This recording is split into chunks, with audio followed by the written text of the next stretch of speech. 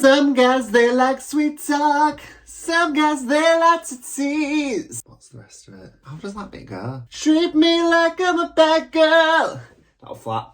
I have made myself very hot again. It's a very hot day again. It's a hot day out there. Also, it's quite a high pollen count, I think, today. Because I've been sneezing, I had to have a little antihistamine. You don't care about that. Hello, everybody. It is me, Madonna. And I am here today with another exciting video for you all. Living my life in a state of constant overheating,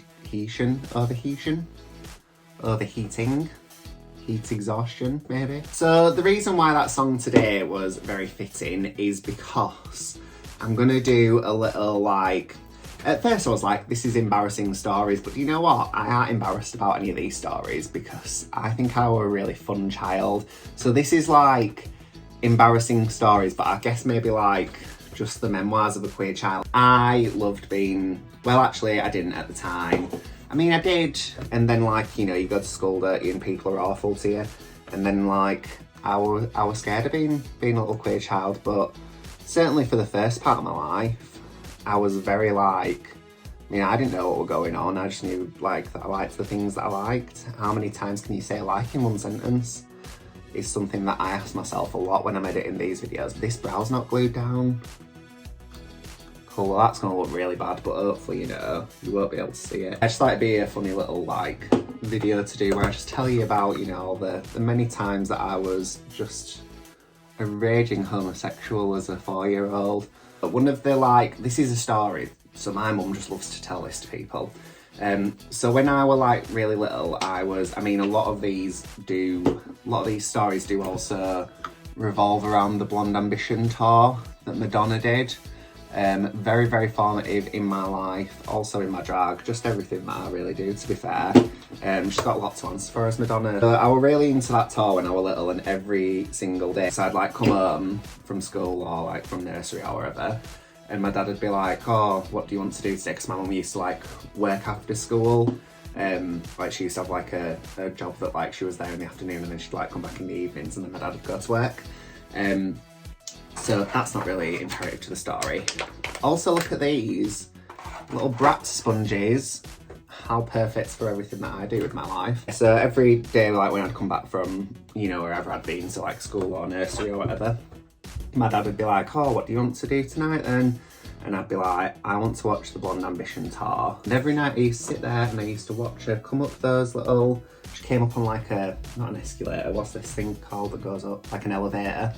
She used to come up on that little elevator and I used to sit and watch her and I'd think, God, I wish I were Madonna. And obviously because of that, I'd like, you know, like, because obviously kids like love to play, don't they, and like emanate what they've seen on telly or whatever. Wherever I go, I'm gonna like do this performance of Madonna in the Blonde Ambition tour. So I'd always like be, you know, like trying to wangle that into my life. So one particular day, hopefully like people watching this are old enough to remember this, but McDonald's used to have a ball pool in some of their restaurants. I like, obviously, you know, you go to McDonald's with your mum and dad, they're like, yeah, you get in that ball pool so I don't have to see you for a bit.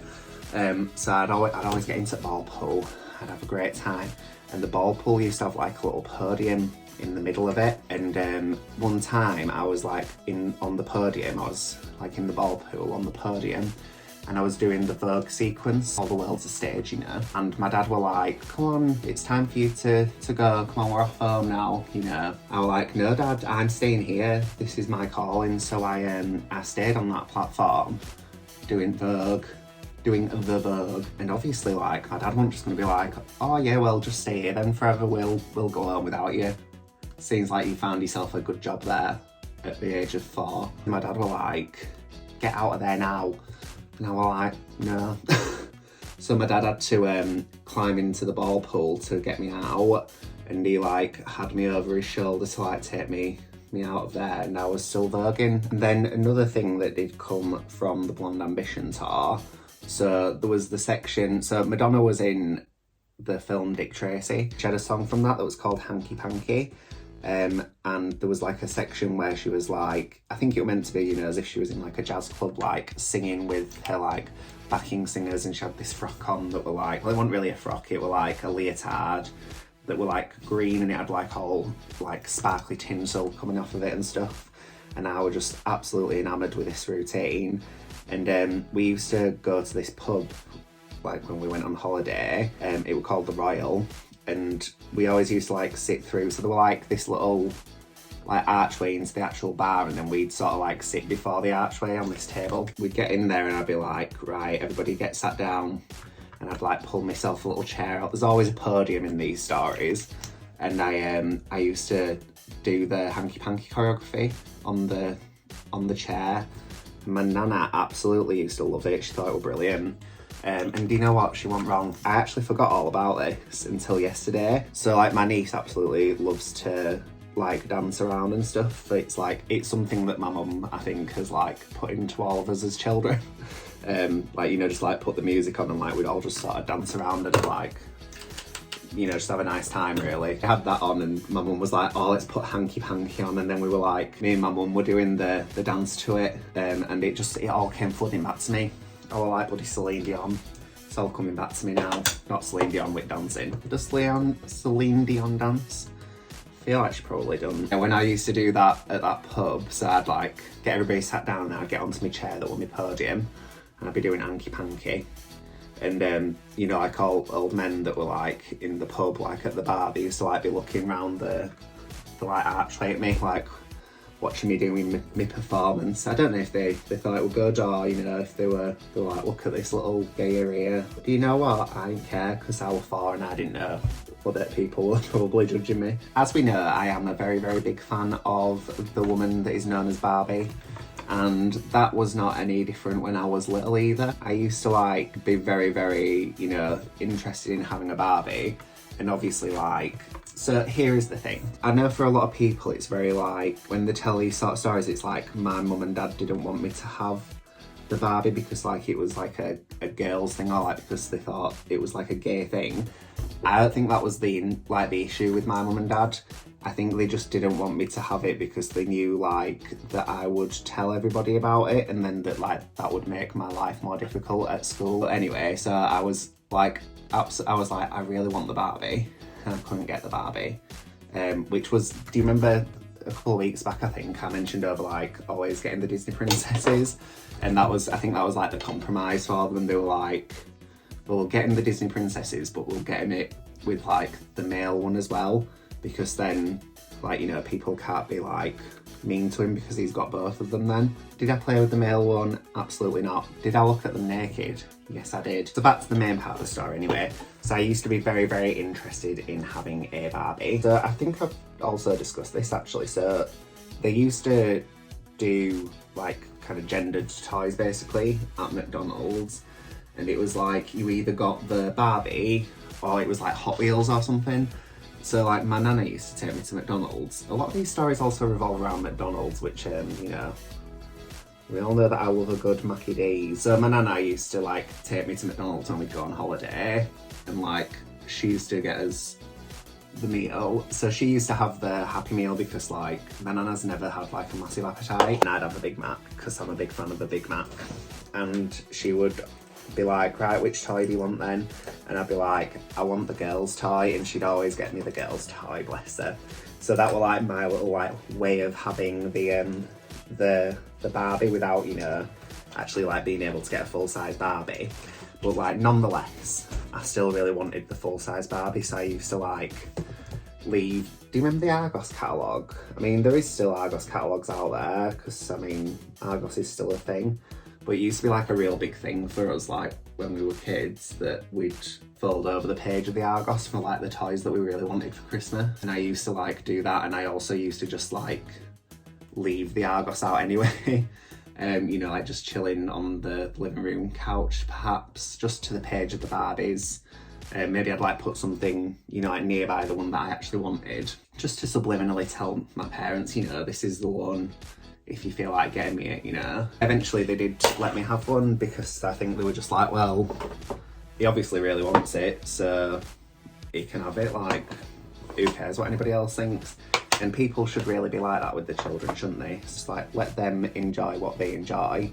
They are only children after all, and it doesn't actually necessarily mean anything. I know, like, this is memoirs of a queer child, but I mean, it doesn't even necessarily mean that your kid is queer if they are somebody who is like cis male and who enjoys playing with Barbie. It just means that they enjoy toys, and like, that's the reason for having toys. As I said before, it wasn't ever a case of like that I wasn't allowed those toys because it was like, oh, it makes him gay. It was like I wasn't allowed them because it was like, it was obviously gonna cause me to get bullied, and like I did get bullied for having the Barbie. But do you know what? I was just happy that I had the Barbie, really. I was like, this is totally worth it. I love this Barbie doll. I was like, if anybody wants to be mean to me, then they can be. I'm gonna go home and play with my Barbies. I would just like to draw everybody's attention to this little bit of eyebrow here that isn't stuck down and probably never will be now, because I think it's missed its chance. It's looking like it's going to be a eyeshadow up to the eyebrows kind of day to day. Another thing that I used to be, you know, particularly interested in as well when I was little was so the Power Rangers. And do you know what, like, so this is like a real theme actually with a lot of the like women that I was very interested in when I was little as well. So Kimberly, who was the Pink Power Ranger, which was obviously going to be my favourite, she could do a backflip, and I desperately wanted to do a backflip so bad. And I remember like I used to try and do it on the hill at school. I used to try and do it like in my garden. I was just like, please God, let me do a backflip. And I still wish that I could, and I can't. Most of the like female idols that I had when I was little all could do backflips. So there was, for example, Lara Croft Tomb Raider, who I particularly loved. I used to play being Lara Croft all the time with my mates, and we made up like a friend of hers that was called Jonathan Croft. I don't know, I was like not comfortable enough to be the Lara Croft that I knew I could be, really deep down inside. But obviously, you know, I think I must have like started to learn by then that, you know, it wasn't all shits and gigs, were it? You know, like if you wanted to emulate a woman, like when you were out playing with your mates, you know, people would be awful to you. So I started emulating this character that we called Jonathan Croft. And it was, I don't know if it was like that I wanted to be that character, or if it was just the want to be able to do gymnastics, but I think it was mainly that I wanted to be that character and they could do the gymnastics, so that was like the reason. And I really wish I had learned, you know, when I was little, because I like real, you know, like it had just been so good for me for like my actual career as a dancer if I could have done some tricks like that. I mean, I can do like drops and stuff, but I still can't do a backflip. Maybe one day I'll learn. I'll be like 85 and I'll be like, right, today's the day that I learn to do a backflip. I once tried to do one on the mats at college, and I was like, how hard can it be? And it turns out it were actually pretty bloody hard. Oh, do you know who else could actually do a backflip as well? Britney Jean Spears, who was another person that I became absolutely obsessed with. And my obsession for Britney, I mean, it's still with us today. If you've seen me like perform, I often do, you know, do a little bit of Britney, because she is and always will be a legendary entertainer, and Justin Timberlake can suck my arsehole. Yeah, like when I was younger, I was convinced, I was like, I'm gonna be a pop star when I'm older, and I'm still convinced of that to this day. I've missed my way, but it's all right, it's coming. The music is about to drop. And I used to actually like draw, so I've always been like very into drawing, and like in quite a similar way, I guess, to like what Pearl said on Drag Race, you know, about always drawing a woman and then like Pearl being kind of like that woman come to life. I always used to like draw like a girl or like a woman when I was little, and people would be like, oh, who's that meant to be? And I'd be like, I don't know, I just like to draw. Really found that very interesting when she said that on Drag Race. Was it on Drag Race or was it after the fact? Once I started doing Pearl as a character, that was where that sort of drawing of this woman came in. Like it was as if I'd been drawing her since I was little, and just sort of not really realising. And I do think that is like exactly the same really for me and my drag character. So I used to draw myself all the time on like album covers, and the drawing of me would always wear a belly top because Britney Spears wore a belly top. Yeah, I kind of like flitting backwards and forwards here as well, just because like different things keep popping into my head. But another thing that I did used to do when I was like really, really little was, so I used to be obsessed with the Wizard of Oz when I was a baby. Well, when I was a baby, like when I was like, say 4, maybe even like older than that as well. And I used to go to my nana's every Sunday. So my nana used to have like one of those rugs, you know, where it's got like a big circle in the middle that was like a gold colour, like an orangey, goldy sort of colour. And the rest of it was like black and like patterned. And I used to like do the follow the yellow brick road thing on there. It was like the perfect colour for doing that on. And then like the bit where she's in the tower like with the witch, I used to get on the buffet like, you know, like act out the bit with the witch. I'm not actually sure if this was from acting out the Wizard of Oz scene or if this was just like another thing that was like a bad timing sort of thing. But my nana used to have like a, well she still does, like a glass door that went into like a pot, and the buffet used to be like by there. I think you can guess where this is going. And one time I think I was either, you know, recreating the Wizard of Oz or like maybe I were on the podium again doing Vogue. Who can really know? My nana will know for certain. But I fell straight through the glass. So now like everybody's terrified, you know, like if my niece or my nephew like get on anything near glass, they're like, oh, they're gonna fall through like he did, but they haven't. They're fine. They're not as daft as I was. I used to always be getting on that buffet, and then obviously, you know, once I fell through the glass, which by the way, nothing happened to me either. Like somehow I managed to survive death that day. Apparently there wasn't even like a little cut on me or anything. And my nana is like absolutely terrified of blood as well. So she was like, to my granddad, she was like, Frank, go get him, I can't look. And then my granddad was just like, oh, it's absolutely fine, you know. But yeah, I didn't die, and that's the main thing. Not on my nana's watch, which is also a good thing. I mean, she does like, even now when I go around, she tries to get you with chocolate. She's like, do you want some biscuits? Do you want some chocolate? You know, she just pops you full of sugar.